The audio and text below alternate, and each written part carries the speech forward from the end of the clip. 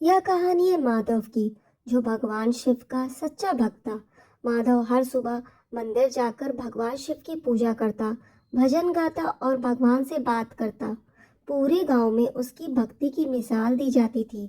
लेकिन दोस्तों, भक्ति का असली मतलब सिर्फ पूजा पाठ नहीं, बल्कि विश्वास और समर्पण है। और भगवान अपने भक्त की भक्ति की परीक्षा जरूर लेते हैं। एक दिन गांव में भारी बारिश हुई। नदी का पानी पूरे गांव में फैल गया और बाढ़ आ गई। गांव के लोग अपने अपने घर छोड़कर सुरक्षित जगहों की ओर भागने लगे। माधव भी अपनी कुटिया में बैठा भगवान शिव की पूजा कर रहा था। गांव वालों ने उसे बुलाया। माधव, जल्दी चलो, बाढ़ आ रही है। माधव मुस्कुरा कर बोला, मुझे कहीं जाने की जरूरत नहीं, मेरे भगवान मुझे बचा लेंगे। लोग उसे छोड़कर चले गए। थोड़ी देर बाद पानी माधव की कुटिया तक आ गया। एक नाव वाला आया और बोला, भाई जल्दी नाव पर आओ।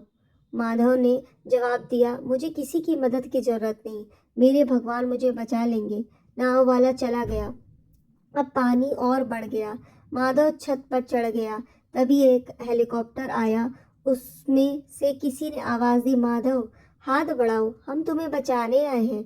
माधव ने फिर कहा, मुझे भगवान पर भरोसा है, वह मुझे जरूर बचाएंगे। पानी बढ़ता गया और माधव बाढ़ में बह गया। जब माधव की आत्मा भगवान शिव के पास पहुंची तो उसने पूछा, प्रभु, मैंने आप पर इतना भरोसा किया, फिर भी आप मुझे बचाने क्यों नहीं आए?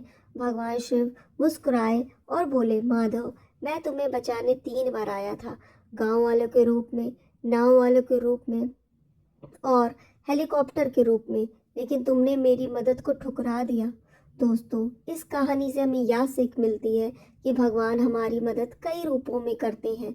हमें बस उनकी मदद को पहचानने और स्वीकार करने की जरूरत है। याद रखिए, सच्ची भक्ति सिर्फ भगवान के भरोसे बैठने में नहीं, बल्कि उनकी भेजी हुई मदद को पहचानने में भी है।